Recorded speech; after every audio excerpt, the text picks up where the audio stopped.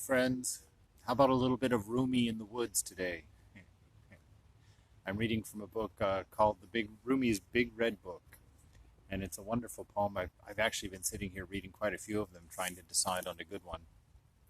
I have a surprise in the works. I have a guest star for us to chat with, but that's going to have to wait till tomorrow. The editing was just a little bit above my head today, so I have some work to do later on. So, from Rumi, the importance of setting out. If a tree could fly off, it would not suffer the saw. The sun hurries all night to be back for morning.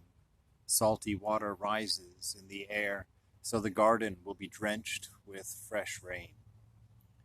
A drop leaves home, enters a certain shell, and becomes a pearl. Joseph turns from his weeping father toward Egypt. Remember how that turned out.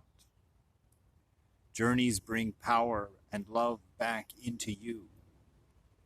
If you cannot go somewhere, move in the passageways of the self. They are like shafts of light, always changing, and you change when you explore them. This poem was resonating with me a bit because it's a tough time for a lot of people right now, being in lockdown and not being able to see your friends and family, and just this, I don't know, this ominous feeling in the air. And it's good times like this for spiritual seekers. It's good times. It really brings us in front of our mortality, which is always there, but usually we get to find distraction in all the things we don't have available to us right now. So it's quite an opportunity when Rumi says, when you can't roam about, when you can't wander, then wander in the self. Go inward, find out what that means when Saint Teresa says, turn, let the soul go into itself. To turn inward. Find out what that means. How do you turn inward? How do you shut off the senses? How do you bring your mind or your attention, more than your mind, how do you bring your attention elsewhere in yourself? You are shafts of light. Times like this, difficult times, are times for service.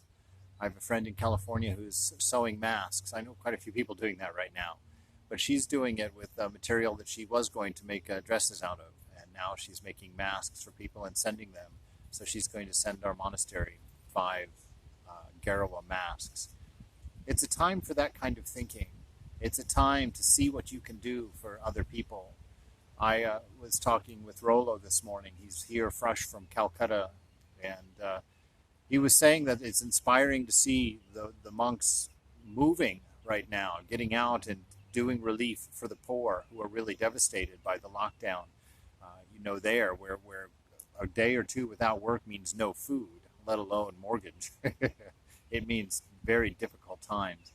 And he said it's inspiring to see them working, but he says to see against the scale of which they're trying to operate, it's less than a drop in the bucket. So open your eyes, open your hearts right now, and think of creative ways to serve. Don't be stuck.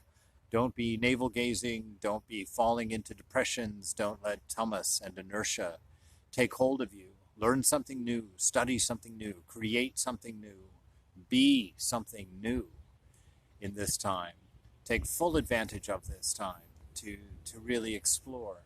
It's a wonderful opportunity to go out in your yard and sit and think of your highest ideal. Think of pure love. Think of unconditioned love. Think of ways that you can reach out and manifest that inner light, that inner spirit. They are like shafts of light, always changing, and you change when you explore them. That drop of water that leaves home, leaves its zone of comfort, steps out of the familiar, and becomes a pearl. I don't know the science behind that, but nonetheless, the idea of be outside of yourself right now. Be careful about the temptation to shut down, to mope, to feel sorry, and to go into that darker space inside. He says if a tree could fly off, it would free itself from the fear of the saw. But that's part of life.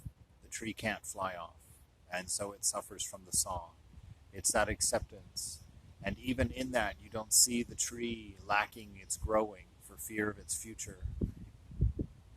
As a matter of fact, look around and feel this beautiful atmosphere, this beautiful contribution. Be that tree. Be that beautiful contribution. Make your spiritual life shine. Let that inner light out. Show yourself the value of knowing